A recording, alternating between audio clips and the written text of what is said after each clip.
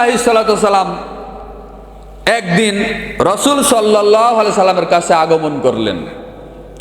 অন্য কোনো সাধারণ মানুষ নয়, সাহাবীও নয়, বা অন্য কোনো নবীও তো সেই সময় নেই।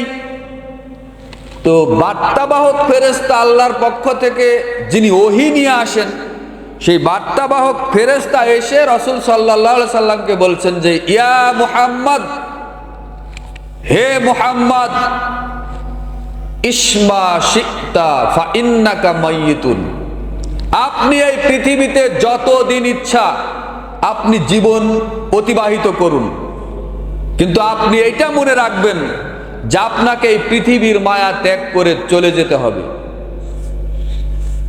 ওয়া আহবিব মান আহবাবতা ফা ইন্নাকা মা ফারিকুহু, দুনিয়াতে যার সাথে ইচ্ছা আপনি বন্ধুত্ব স্থাপন করুন। সেই বন্ধু পুরুষ হতে পারে, সেই বন্ধু মহিলা হতে পারে, আপনি যার সাথে ইচ্ছা তার সাথে আপনি বন্ধুত্ব স্থাপন করুন, কিন্তু আপনি এটা মনে রাখবেন যে সেই বন্ধুকে ছেড়ে, সেই বন্ধুর মায়া ত্যাগ করে আপনাকে চিরদিনের জন্য আল্লাহর কাছে চলে যেতে হবে। ওয়া'মাল মা শি'তা ফা ইন্নাকা মাযযিউন বিহি, দুনিয়াতে যা ইচ্ছা যা খুশি আপনি আমল করতে পারেন, কিন্তু আপনি এইটা মনে রাখবেন সেই আমলের পরিপূর্ণ বদলা এবং এর হিসাব আল্লাহর কাছে গিয়ে আপনাকে দিতে হবে। সিলসিলা আহাদিসুস সহিহা এই কিতাবের মধ্যে পাবেন আপনার 831 নাম্বার হাদিস, আর বাইহাকি শুআবুল ঈমান এই কিতাবের মধ্যে পাবেন 3461 নাম্বার হাদিস, হাদিস সহিহ। তো এ হাদিস দ্বারা বোঝা যায় তিনটি কথা।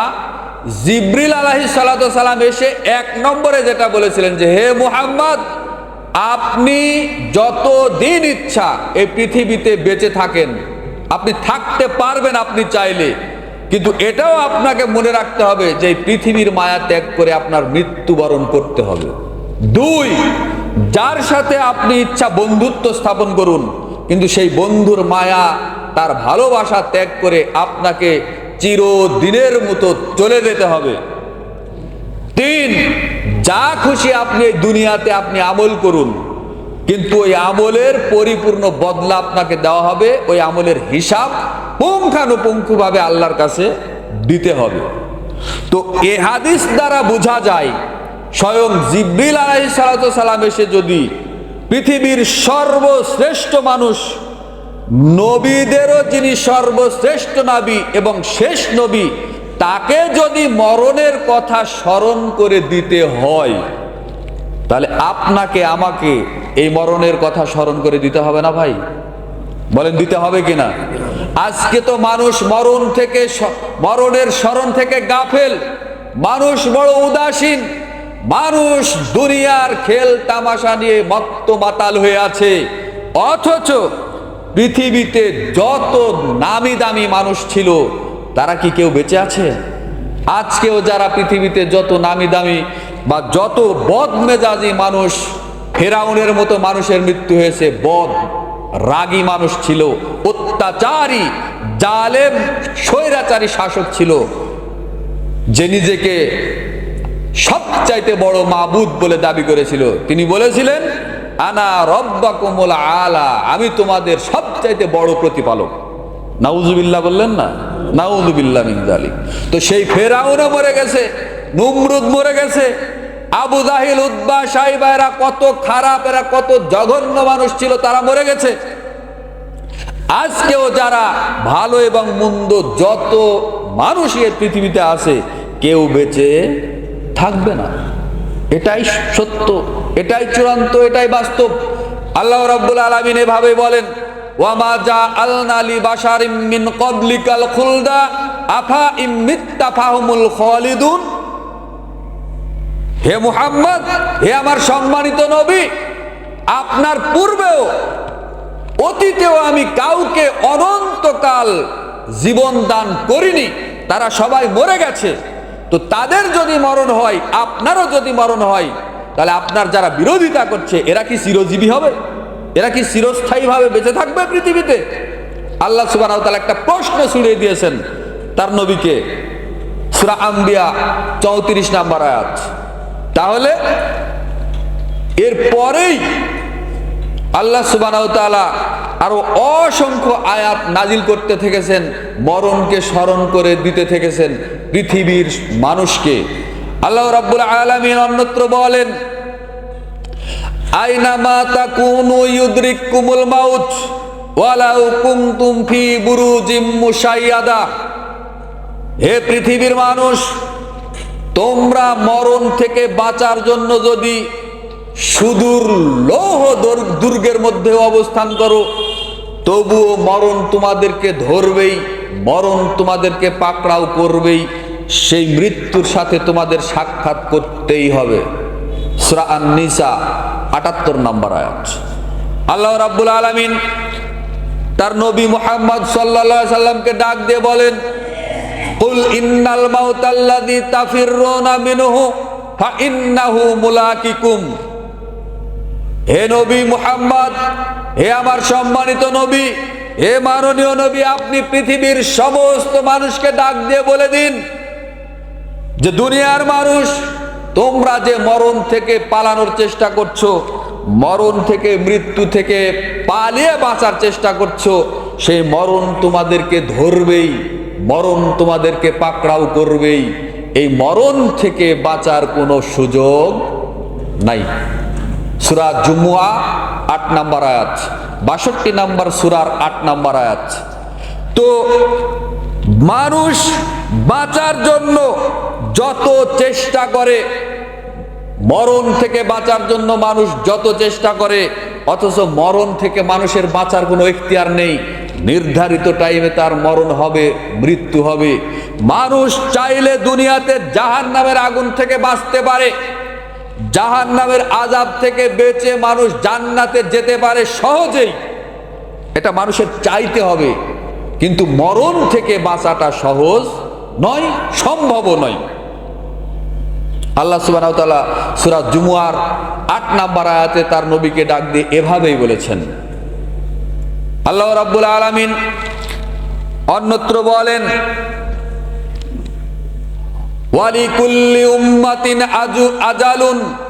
প্রত্যেকটা কওমেরই একটা নির্দিষ্ট সময় রয়েছে।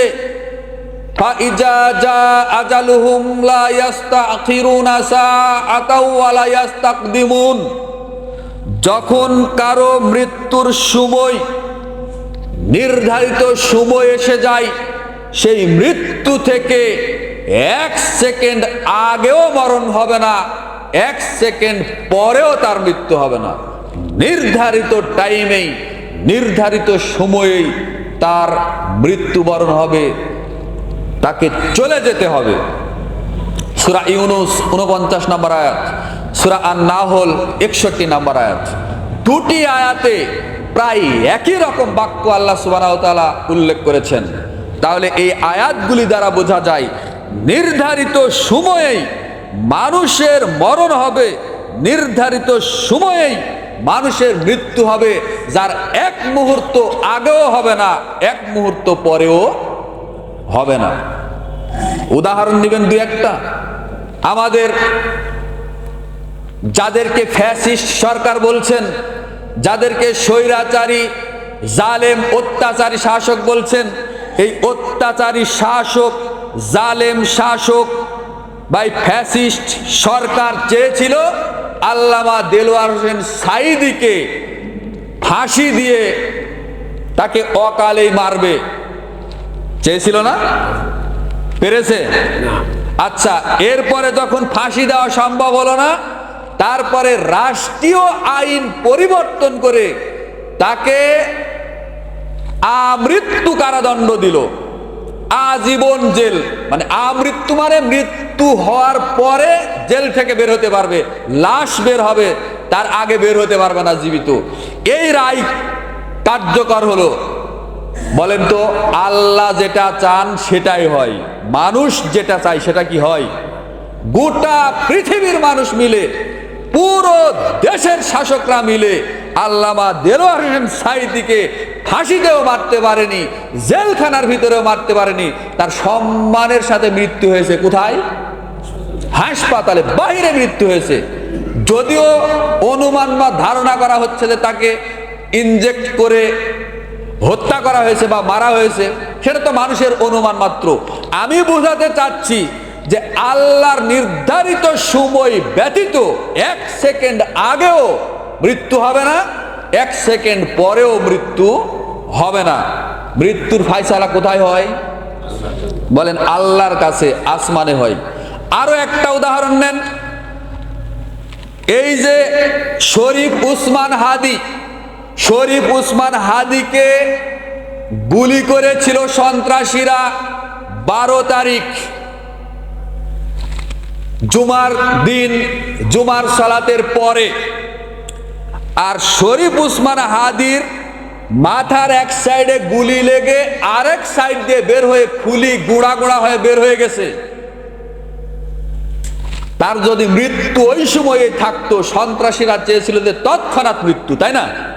কিন্তু তার মৃত্যু কি তখন হয়েছিল? অথচ পরে আরো 1 সপ্তাহ পর্যন্ত আল্লাহ তাকে দুনিয়াতে বাঁচিয়ে রেখেছিলেন, তিনি পরের সপ্তাহে মৃত্যুবরণ করলেন। চিন্তা করতে পারেন, গুলি লেগে মাথার খুলি এক দিক দিয়ে বের হয়ে আরেক দিক দিয়ে বের হয়ে গেছে, তবুও সে মরেনি। কেন? তার মৃত্যুর সময় হয়নি। ওই যে নির্ধারিত সময়ে মৃত্যুবরণ করবে বা মৃত্যুবরণ হবে। আল্লাহ সুবহানাহু ওয়া তাআলা